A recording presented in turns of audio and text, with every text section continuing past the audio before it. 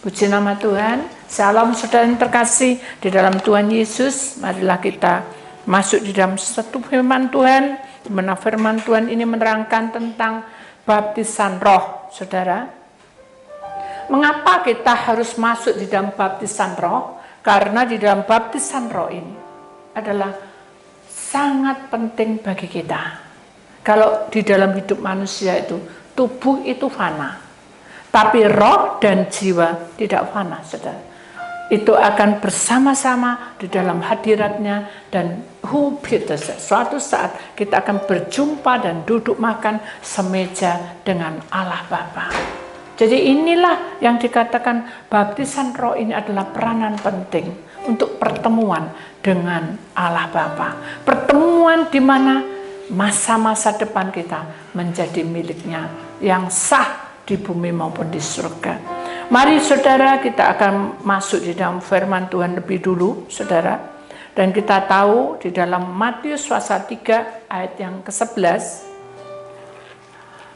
begini bunyi firman Tuhan. Aku membaptis kamu dengan air sebagai tanda pertobatan, tetapi ia yang datang kemudian daripadaku lebih berkuasa daripadaku, dan aku tidak layak melepaskan kasutnya. Ia akan membaptiskan kamu dengan roh dan dengan api. Puji nama Tuhan. Saudara terkasih dalam Tuhan Yesus, kata-kata ini masukkan di dalam hati kita, di dalam nafas kita, di dalam langkah kita untuk ke depan, saudara. Kenapa? Karena masa-masa ini adalah masa-masa yang sukar, masa-masa yang penuh dengan banyak tantangan, yang membuat kita akan menangis dan menjerit. Apa yang harus kami lakukan? Karena semuanya seperti buntu, seperti tangan Tuhan itu tidak sampai dengan kehidupan perkara kita. Saudara, hidup kita ini adalah suatu perjuangan, di mana perlengkapan yang kita punya ini sangat tipis. Bekal yang kita punya untuk masa depan itu sangat tipis. Dan kita harus sadar bahwa hidup kita adalah fana, hidup yang sementara. Mari kita persiapkan diri kita benar-benar, supaya baptisan roh itu kita punyai. Supaya alam semesta ini boleh kudisi hancur, tetapi no desi huidama. Baptisan roh itu tinggal di dalam roh hati kita, tinggal di dalam nafas kita, tinggal di dalam hidup kita, bahkan tinggal di dalam langkah kita, untuk kemana kita mengarahkan hidup kita. Saudara, ada satu kesaksian di dalam dunia roh, saudara. Manusia ini tidak lepas dari kekecewaan, ya. Kita ini sudah berusaha untuk ngati-ngati, saudara, untuk apapun juga, baik dalam pelayanan, baik di dalam kehidupan kita, untuk menepati apa yang dinamakan perjanjian, saudara. Hidup manusia ini penuh dengan janji, ya. Hidup manusia ini penuh dengan harapan. Hidup manusia ini juga penuh dengan arahan menuju kemana kita mau ke depan. Kalau kita sebagai orang pilihan Allah, kita sadar di dalam Matius pasal 3 ayat 11 ini, kita tahu bahwa hidup kita ini seperti masuk di dalam satu baptisan air.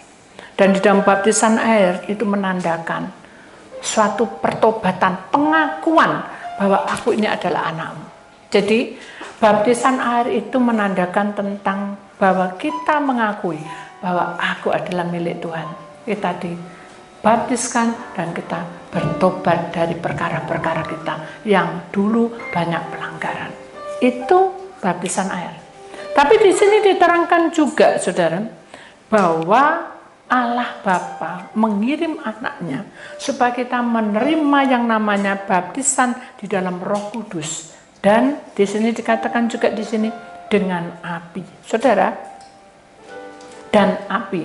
Kita akan tahu bahwa baptisan yang Allah ajarkan, di mana Yesus Kristus sebagai juru selamat itu turun ke dunia, dia disalib untuk semua pelanggaran-pelanggaran kita.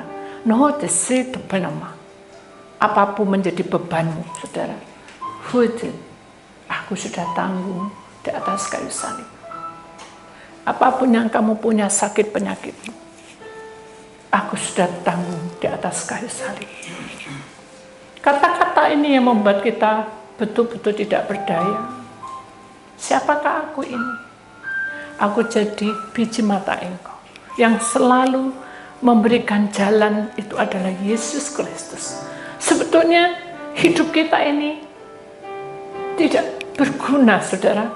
Kenapa? Karena semuanya serba tipis. Semuanya sangat tidak menyenangkan. Kenapa? Karena kita tidak bisa hidup tanpa ada pimpinan Tuhan. Saudara, di dalam dunia roh sangat gamblang dan jelas sekali. Setiap orang yang percaya kepadaku, Noits, Vina, Alohimasin, kamu harus mengenal aku. Hoping, aku adalah roh. Nah, disikin, Vina, disikin. Dan roh yang ada di dalam aku, itu beserta kamu. Karena itu akan memimpin kamu. Karena aku adalah roh kebenaran dan hidup. Disikin. Dan ketahuilah, setiap kali kamu menghadapi pelanggaran dan menghadapi masalah, sesungguh-sungguhnya aku ada di samping. Dan sesungguh-sungguhnya aku mengenal suaramu. Dan sesungguh-sungguhnya aku tahu setiap jeripayamu dan usahamu. Saudara, kalau kita bisa menyimak semua firman Tuhan, kita akan jadi malu sesungguhnya. Kita ini sudah disediakan semuanya. Lahan segala sesuatunya sudah disediakan. Tetapi kadang di dalam kehidupan kita sehari-hari, benturan itu menghadang kita, saudara. Benturan demi benturan itu menghadang kita. Sehingga kita tidak mampu untuk mengatakan bahwa aku percaya. Kalau kita ngomong aku percaya mudah, saudara. Tapi aku melakukan dengan percaya itu susah. Apa? Karena seperti kesaksian saya ini, dalam kehidupan perjalanan saya, ya, dalam pelayanan. Suatu ketika saya diundang di luar pulau. Dan saat itu kita naik kapal besar seperti kapal pesiar gitu. Dan saat saya ada di samping duduk, diajak oleh orangnya, ayo keluar katanya. Jangan di dalam, kita melihat keindahan laut. Kata mereka. Tapi kata saya ingat kata-kata, dalam nama Tuhan Yesus, lepas, keluar, buang ke tengah lautan, lepas. Kira-kira saya senang lihat laut? Tidak senang. Hanya saya udah aku enggak mau, ya enggak juga. Ya udah kita ikuti. Saat di dalam perjalanan itu sudah senja, matahari sudah terbenam, indah ya, diputuhi sana sini. Saya enggak menikmati keindahan, tapi saya melihat lautan lepas yang bergelora, bergelombang, kadang menggoyangkan perahu kita, kadang juga menenangkannya. Akhirnya saya cuma gini, Tuhan, seandainya sekarang ini saya ada di dalam perahu ini, seandainya Engkau menunjukkan sesuatu roh di sini, atau roh itu tampak di dalam penglihatan saya, apa yang harus saya perbuat? Mau dibuang kemana roh itu? Selama ini kan selalu dibuang ke lautan lepas. Itu logika, sudah. Tapi iblis mendoktrin saya. Jangan jauh-jauh. Kamu loh nanti di tempat toilet, ya, tempat kamu ke sana nanti di belakang sendiri. Aku yang akan menampakkan hidup ini. Sebetulnya kamu harus berjuang. Saya bilang gini, kok ada suara seperti itu? Apakah itu suara saya? Atau pikiran saya? Atau memang ini dari Tuhan? Atau memang dari setan? Ujilah roh itu. Apakah itu benar-benar dari aku? Atau dari penguasa kegelapan? Atau dari kekuatan kita? Yaitu pikiran kita. Hanya segini, Tuhan, saya berserah. Karena saya tahu bahwa seandainya ini perahu karam, ya, saya tenggelam, saya juga tahu bahwa hidup dan mati di dalam tangan Tuhan. Saya berserah. Tidak ada apa-apa, tenang semua. burung-burung camar ya, burung-burung laut tuh. Oh, cap, senang sekali. Mereka bahagia, tapi saya tidak merasa bahagia, cuma saya memikirkan saya harus bagaimana. Kenapa? Karena saya merasa bahwa keindahan memang kita bisa kecap setiap hari, saudara. Tapi saat detik-detik seperti ini, saya jarang untuk bertemu di laut. Ya. Kita jarang untuk melihat menatap lautan ke dalam. Pengennya ada batu karang, tapi tidak ada batu karang. Pengennya ada sesuatu, tapi tidak ada sesuatu. Yang adalah bunga-bunga yang dibuang oleh orang-orang. Saudara. Bunga-bunga yang entah itu dari mana, pokoknya ada bunga-bunga, ada rumput-rumput yang menempel di pinggir-pinggir perahu. Saya cuma bilang gini, Tuhan, tak serah. Akhirnya benar, saya pengen ke belakang. Saat saya melangkah, ini gelap, makin gelap. Kok lorongnya kok gak selesai ya? Itu pikiran saya. Kenapa ya kok panjang nih? Roh Kudus bilang, karena ini kapal pesiar yang besar, jadi mesti lewat lorong. Tidak mungkin ada halaman yang besar. Ini bukan daratan. Gitu. Tapi satunya bilang, lihat tenai gitu. Jadi ada suara-suara yang membuat satunya baik, satunya tidak baik. Ada lagi yang bilang, wes gak apa-apa aku anak Tuhan. Jadi suara-suara itulah yang harus kita uji, saudara. Apakah benar-benar ini dari Tuhan, atau Tuhan izinkan saya harus ke belakang? Hanya saya bilang gini, Tuhan, saya tahu bahwa saya ini adalah anakmu. Saya sekarang mau ke belakang, buka kuasamu, dan saya harus berjalan seperti apa yang Tuhan mau. Akhirnya kaki saya berhenti. Jadi waktu saya berdoa tuh tiba-tiba berhenti aja. Susah untuk melangkah dan susah untuk kembali lagi. Jadi di tengah-tengah persis. Saya di tengah-tengah persis. Saya cuma hanya menengok ke kiri, menengok ke kanan. Tidak ada satupun yang bisa diajak omong. Karena itu kan lorong. Terus di sisi sini itu ada seperti kayak ruangan gitu. Dan di situ banyak karung-karungnya.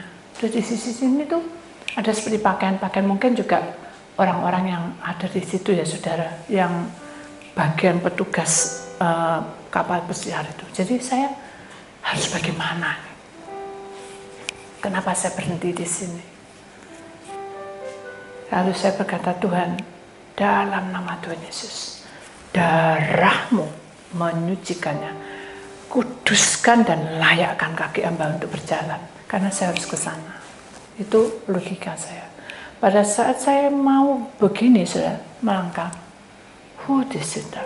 Ada angin yang bertiup. Jadi rambut saya masih panjang waktu. Jadi sempat rambut ini nyingkap ini. Dan saya kaget. Itu angin apa? Kenapa? Karena saya lihat tidak ada jendela. Tidak ada apa-apa, itu kan tertutup gitu. Hanya saya bilang, Tuhan, hanya kuasamu yang bertindak. Saya ini anakmu. Saya serahkan semuanya pada Tuhan. Saya tahu bahwa roh kebenaran itu akan menuntun saya. Dan saya minta Engkau memberikan kuasa atas hidup saya. Saya cuma gitu aja. Jadi kalau ada sesuatu kita tidak bisa, tidak bisa juga. Kita harus tenang, berjalan seperti Tuhan mau. Akhirnya begitu saya melangkah lagi, angin lagi, bus. Saya bilang, Tuhan, apakah saya harus kembali? Kalau kembali, izinkan Tuhan melindungi saya. Karena saya tidak tahu ini angin dari mana. Saat saya mau melangkah lagi yang ketiga, berhenti. Doakan. Apa nih yang didoano? Itu logika saya sudah. Siapa yang didoano? Gak ada orang. Gak ada siapa-siapa Tuhan. Lek saya mau tanya. Gak ada siapa-siapa. Apa yang didoano? Hanya saya gini, sudah. Saya tutup mata dan saya minggir gitu. Saya berdoa. Dalam nama Tuhan Yesus. Apapun yang terjadi, Tuhan buka semuanya. Aku akan mengirimkan rohku kepadamu. Loh, berarti yang bus itu tadi siapa Tuhan? Aku 2 kali saya tidak paham. Aku akan mengirimkan rohku kepadamu. Itu yang kedua. Baru yang ketiga saya sadar. Aku akan mengirimkan rohku kepadamu. Dari situlah saya mengangkat tangan saya tidak malu. Saya bilang, Tuhan, terima kasih. Engkau membekali aku dengan urapan. Engkau membaptiskan aku dengan Roh-Mu. Hingga akhirnya saya bisa berjalan sudah dengan lancar. Sampai di pintu. Ada sosok roh yang kita tidak tahu. Roh itu. Saya buka susah, saudara. Di pintu itu saya buka susah. Akhirnya bilang, Tuhan, kuasa-Mu yang bekerja. No, disebab, jangan takut. Aku beserta. Nah, saat itulah saya berkata, ya sudah Tuhan, saya berserah. Saya merasa bahwa saya sudah buka pintu, sudah, tapi saya tidak ada di dalam. Itu sadar atau tidak, tapi saya sudah ada di dalam. Akhirnya saya berkata, Tuhan, apa yang saya lakukan? Jangan kemana-mana, sembah aku. Lalu saya menyembah. Hui disembah. Saya bisa memuji Tuhan. Haleluya. Syukur. Oh, mari sikama hatopin malam sikama. Oh, no siya nama. Oh, holehem. How siya nama. Syukur. Haleluya. Haleluya. Saya melihat penglihatan yang tidak saya duga. Ada suara yang begitu lembut. Hosana, Hosana, Anak Allah patut disembah. Hosana. Dari situlah saya merasa lebih kuat. Tuhan hadir di tengah-tengah hidup saya. Dia membaptiskan Roh itu benar-benar ada. Dari situlah saya mulai melakukan. Sudah selesai sukacita, semua ini terasa tenang. Alam ini seperti saya bisa melihat, ini kan ketutup semua. Saya bisa melihat langit yang luas sekali. Hingga akhirnya, berarti iblis tahu kalau saya mau bertemu dengan Tuhan. Dia ingin kacaukan saya untuk saya tidak ke belakang. Begitu langit terbuka, saya hanya berkata, Tuhan kau baik. Saya bisa melihat bintang-bintang. Saya bersyukur, ini kebaikan Tuhan, saya tidak pernah merasakan hal ini. Kalau tadi mereka foto-foto dengan melihat alam semesta indah, Tuhan juga tidak pernah berhutang kepada kita, saudara. Tuhan tahu saya suka alam. Dia buka tingkap-tingkap langitnya, dia buka semua. Ini loh, semuanya aku berikan kepadamu. Dari situlah saya tahu siapa aku ini Tuhan. Hingga Engkau memberikan pernyataan nih. Bintang, bulan, percaya lembut masuk. Membuat hati saya lega. Disinilah arti hidup itu berharga sekali. Di hadapan Tuhan berharga. Kita di hadapan Tuhan sangat berharga. Mari kita buka hati kita. Mencicipi anugerah Tuhan. Mungkin ceritanya, kisah kesaksianmu bukan seperti saya. Tapi yang penting, benar, bersama Tuhan, hidupmu diubah. Bersama Tuhan, kelakuan kita yang tidak baik dibuang jauh-jauh. Dan percayalah, kuasa Tuhan itu tidak bisa dipikir dengan logika. Tapi Tuhan membuka hatinya. Dan jangan sombong, jangan angkuh. Karena kebenaran Tuhan itu tidak cukup dibaca, tidak cukup dihafal, tidak cukup hanya menikmati, amin. Tapi saat kita menerima dan mendengarkan, lakukan dengan praktek hidupmu. Di sana kamu akan mengalami sukacita yang luar biasa. Yang kamu tidak minta, disika, Tuhan cukupkan kamu. Tuhan akan membuka semua yang terselubung. Dan beda, dan ketahuilah apa yang menjadi kerinduan. Tuhan singkapkan. Nupis. Allah dasar. Saya balik lagi, saya duduk, senyum saya sudah berbeda. Orang yang mengundang saya, dia termangu-mau, kamu ketemu apa? Saya tidak mungkin cerita aneh-aneh. Saya cuma bilang, nggak apa-apa, saya di belakang tadi. Mimik majamu berubah, katanya. Maka saya ingat, sebab orang yang di dalam baptisan Roh itu, semuanya akan diubah oleh Tuhan. Amin. Siapa yang tidak punya kerinduan ke sana? Ayo. Ayo saudara, kita masuki itu. Nikmati pimpinan Tuhan itu. Home. Usi oleh dia tahu keperluanmu.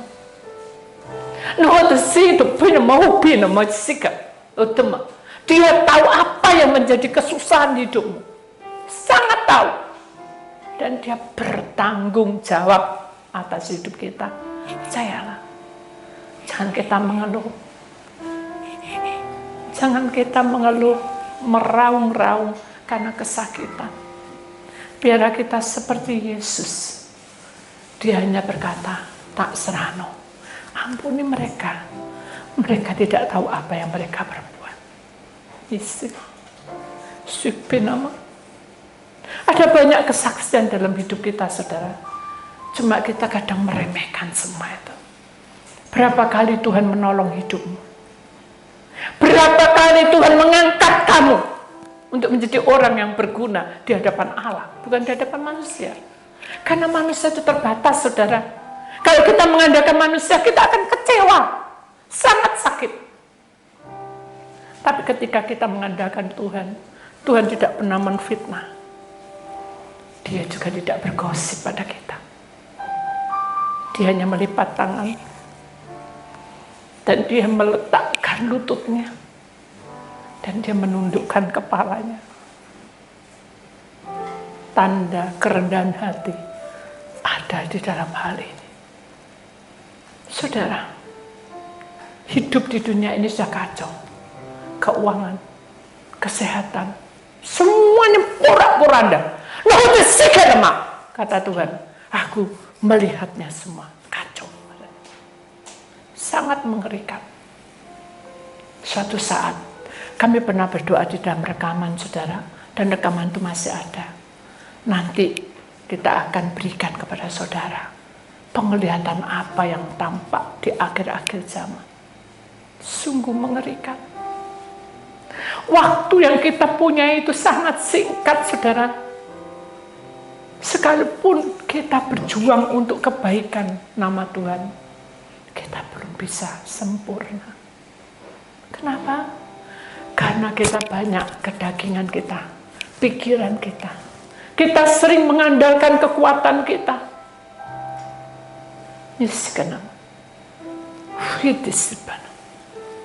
Jikalau aku berkata sungguh kepadamu, hari ini juga, ikut aku. Kira-kira kita masuk kemana, saudara? Nubi, aku memberikan waktu kepadamu, agar kamu bisa mengerti dan memahami bahwa aku sangat mencintaimu. Sini, mari, datanglah kepadaku. Kamu lelah, kamu terbeban berat, banyak masalah yang menghimpit kamu. Kekurangan keuangan, sakit penyakitmu, beban beratmu yang ada, pikulan yang kamu hadapi, terasa seperti mati. Ini, mari, datang. Tanganku yang berlubang ini sanggup menjamah kamu dan membentuk kamu jadi baru.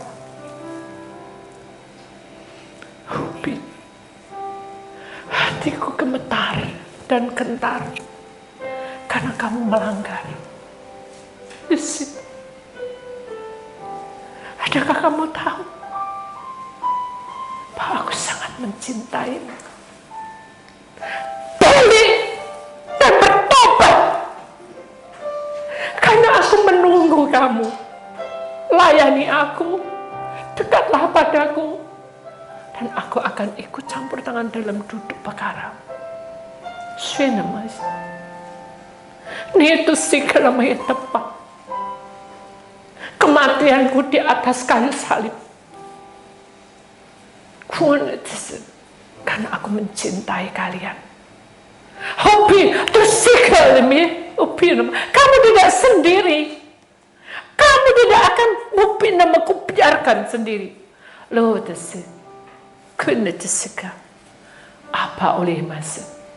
Karena Allah mengasihimu. Saudara, Orang yang mengasihi Tuhan dengan sungguh-sungguh itu luka. Karena hukum Tuhan adalah mengampuni dan kasih. Sekalipun berapa kali melukai orang, sekalipun berapa kali kita itu mengkhianatinya, aku tetap menunggumu. Kembali. Belum terlambat. Kembali. Aku mengundangmu masuk dan dengar panggilanku ini. Siku, sangkakala sudah dibunyikan. Bini siapa? Bini, timbangan kesetiaanmu sudah ada di hadapanmu.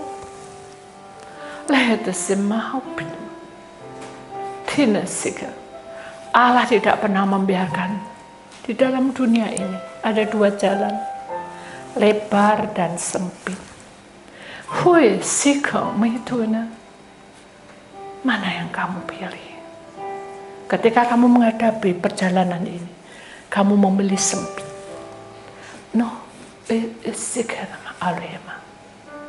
Tanganku terulur padamu, dan aku akan mempertanggungjawabkan semua persoalan, dari perkara kecil sampai ke perkara kehidupanmu, yaitu kematian. Sikap. Dan aku berpesan kepadamu,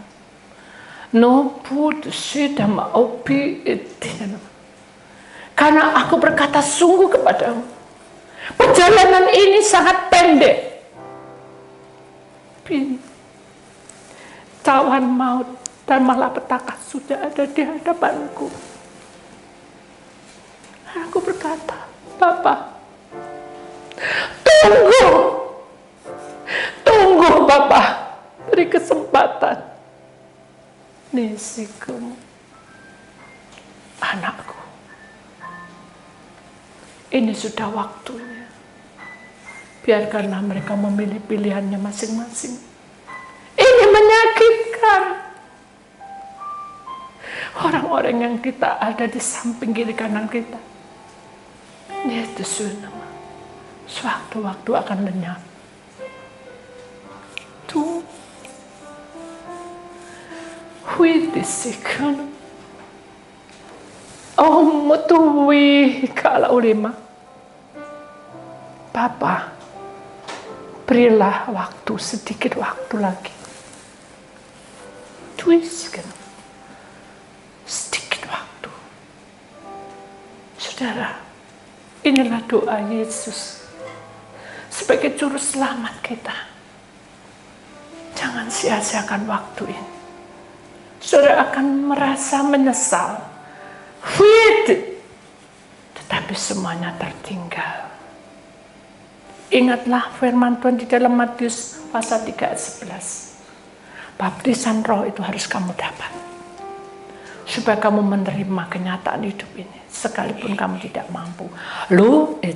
Karena kamu berjalan di atas air. Nisik. Ingat, ketika Petrus berkata, siapakah yang ada di tengah lautan? Jikalau itu adalah guru, izinkan aku untuk mendekat padamu. Nebi. Nohajasika olehma. Mari ke sini. Datanglah dan mendekatlah kepadaku. Petrus tanpa berpikir panjang, dia berjalan di atas lautan lepas. Tapi kenyataannya, saudara, tinggal berapa langkah barulah dia pakai logika dia.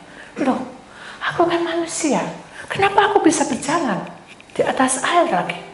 Wah, gimana nih? Nah, hidup kita juga diombang-ambingkan dalam masalah ini.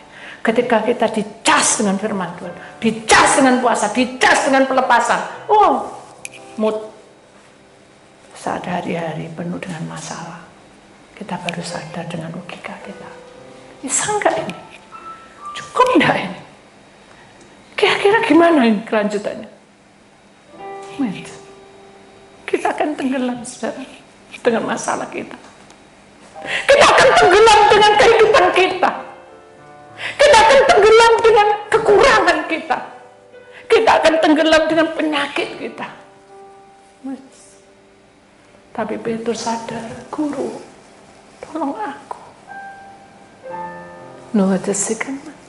Sekalipun kamu Petrus pandai kamu berenang, kamu tahu lautan ini, letak-letaknya ikan dan di mana tidak ada ikan. Ketika kamu punya masalah, kamu tenggelam dan tidak bisa berbuat apa-apa. Petrus menyadari dan dia menutup mukanya dan berkata, ampuni aku Tuhan, ampuni aku Guru, karena aku kurang percaya kepadamu. Yesus tidak marah. Dia ulurkan tangannya dengan hati yang hancur. Dia angkat. Dia pandang mata Petrus dan berkata, di mana imanmu? Sampai di sinikah imanmu berjalan? Saat itulah Petrus benar-benar tidak berdaya. Dia peluk kaki Yesus. Dia tidak peduli di laut atau dimanapun. Dia peluk dan dia berkata, Guru, ampuni saya. Saudara, hidup ini banyak perjuangan. Buka hatimu. Jangan lelah bekerja di ladang Tuhan. Jangan lelah juga bekerja di dalam pelayanan. Jangan lelah bekerja dengan mencari jerih payah. No discipline. Ketika Adam dan Hawa jatuh di dalam dosa, hati Allah pasti hancur. Diusirnya dari Taman Firdaus. Dan dia berkata apa? Karena kamu melanggar, mulai hari ini kamu harus bekerja sampai mengeluarkan keringat, baru kamu mendapat upah. Demikian juga kamu, karena kamu juga melanggar, kamu akan mengandung dan mengalami sengsara, kesakitan selama 9 bulan. Tapi saya yakin Allah tidak seperti mengatakan kutuk, tapi itu semua adalah binasa tabur tuai. Bina itu sih bina kelama itu oleh medisi. Dan kata Allah, oh itu sih segala sesuatu yang kamu lakukan di dunia, bina pak, aku tahu. Benar sih, jangan kecil hati.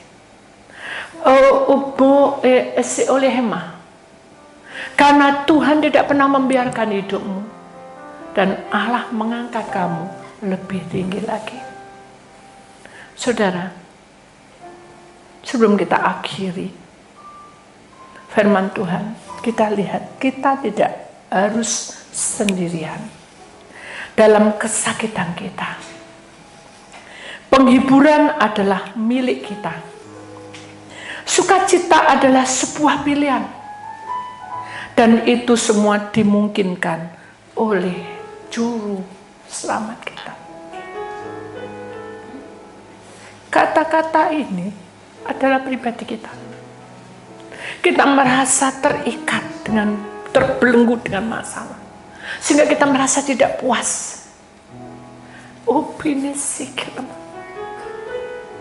Ketika kamu merasa tersisih dan dijauhi dengan banyak orang. Aku mengangkat kamu. Aku mengangkat lagi ketika imanmu berjalan. Saatnya kamu tiba tabur tuai. Musikin mata. Kemuliaan Tuhan memenuhi hidupmu. Dan orang lain bisa tahu. Ditisikin terang itu ada di pihaknya. Saudara, mari kita percaya bahwa hidup yang sesungguhnya adalah hidup yang betul-betul menyerahkan hidup kita di dalam kasih-Nya. Sebelum saya tutup, saya kasih kesaksian. Setiap pagi saya selalu berdoa, saudara. Suatu hari doa saya itu hambar. Akhirnya saya bilang sama Tuhan, Tuhan ampuni saya. Karena saya tergesa-gesa. beri saya waktu Tuhan. Tuhan tidak jawab ya gitu. Hanya saya terus rutin dengan kerjaan sehari-hari. Punya disebab pukul 2 fajar, jadi itu sudah selesai, masih repot, pukul 2 fajar. Saya sudah ngantuk-ngantuk gini. Hambaku, bangun. Saya bilang, Tuhan capek Tuhan, saya kan sudah berdoa. Bangun. Bangun hambaku. Ya sudah, sampai ngantuk-ngantuk sudah. Sembahlah aku, ucapkan syukur. Ya, akhirnya saya memuji Tuhan. Luruskan mata, terus saya memuji Tuhan. Kemudian urapan Tuhan memenuhi kehidupan kita, saudara. Saat kita berdoa, baptisan roh itu akan datang, saudara. Dan itu tidak bisa kita undang. Kalau kehendak Tuhan terjadi, itu akan terjadi. Kemudian kami masuk menyanyi, tadinya menyanyi dengan kata-kata melihat ini saya. Lama-lama Tuhan ajar kami masuk dengan banyak malaikat, dengan banyak hal yang membuat kita sukacita. Kami melihat ada genderang, kecapi, semuanya seperti apa ya, seperti sesuatu pertunjukan di mana saya ada di tengah dan mereka itu menyembah, memuji Tuhan. Hanya saya terbawa dengan sukacita. Itu sikap. Saya lelah jadi kuat. Yang kuat diberikan, yang lemah dikuatkan, yang takut diberi keberanian. Akhirnya saya serahkan, Tuhan, kehendak-Mu saja yang jadi di tengah-tengah hidupku. Kemudian saya melihat ini kelambu di tempat saya itu terbuka, memang sudah terbuka. Lihatlah di sana. Ini saya mendekati. Apa yang dilihat? Gelap. Lihatan. Tak lihatin lagi. Apa ya? Tak pandang, tidak ada apa-apa gitu. Sudah, mau saya tutup. Tuhan bilang, lihatan sekali lagi. Hanya saya lihat lagi sekali lagi, tidak ada apa-apa. Hanya saya berdoa, Tuhan, saya tidak tahu kok saya suruh lihat di depan ada apa. Saya tidak ngerti loh Tuhan. Tak serana semuanya. Akhirnya saudara, tidak lama kemudian pohon yang di depan itu dulu masih tumbuh, sekarang sudah mati, sehingga sedikit pohonnya, daunnya, rantingnya ini bergoyang, gitu. Nah ini saya juga lihat, loh, saya perhatikan lagi, ada yang jatuh, pok gitu di balkon, pok gitu. Loh, apa itu? Hanya saya lihat, loh, burung kecil, apa itu? Hanya saya datangi, saya buka, loh, burung kok beluk, tahu kok beluk saya. Kalau orang bilang burung hantu ya, aduh ini rasa apa nih? Nah kalau kita logika, saya bilang Tuhan, burung ini kok ada di sini? Saya tidak tahu. Saya berdoa, tutup dengan darah-Mu, lindungi Tuhan burung ini. Saya tidak tahu harus bagaimana. Dia tak bak masuk jadi bermasalah. Saya juga tidak mau. Dibak masuk kan saya tidak tahu. Ini burungnya siapa? Ini siapa? Saya diambil, dipikir orang saya ngambil. Tak serah, tak taruh di sini. Hanya diikuti saya sudah. Jadi burung itu sudah tak lepas, tapi kayak dia mengikuti saya dari belakang. Sampai saya menutup pun dia ada di dekat pintu, dia tidak bisa menutup saya. Akhirnya saya bilang, Tuhan apa yang terjadi? Ambil itu burung, ambil. Muatai Tuhan, kan tahu ya burung itu muatai semua mulut itu kayak jahat gitu saya. Ini makan daging, itu nanti saya. Terus dikasih makan apa? Itu logika saya. Akhirnya saya bilang, Tuhan, saya tidak tahu dia apa burung hantu ini. Hanya cukup didoakan. Pak, didoakan. Kasarannya saudara. Saya awalnya gitu saudara. Saya tidak tahu maksudnya Tuhan. Pak, saya disuruh doa tuh ya kayak ketawa gitu. Kenapa? Apa urusannya dengan burungnya? Bisa tetap doa sudah tak serana Tuhan. Saya tidak tahu, tak serana burungnya, saya tidak tahu, tak serana. Dalam nama Tuhan Yesus, biar Engkau melindunginya, Kau jaga seperti biji mata Engkau. Amin. Terus saya bilang sama burung itu, wes ya, sekarang kamu tinggal di luar. Karena kalau di sini mengganggu sekali, ada cucuk-cucuk tidur, takut jatuh gitu kan kaget. Tak tahu mana, tidak tahu saya ini.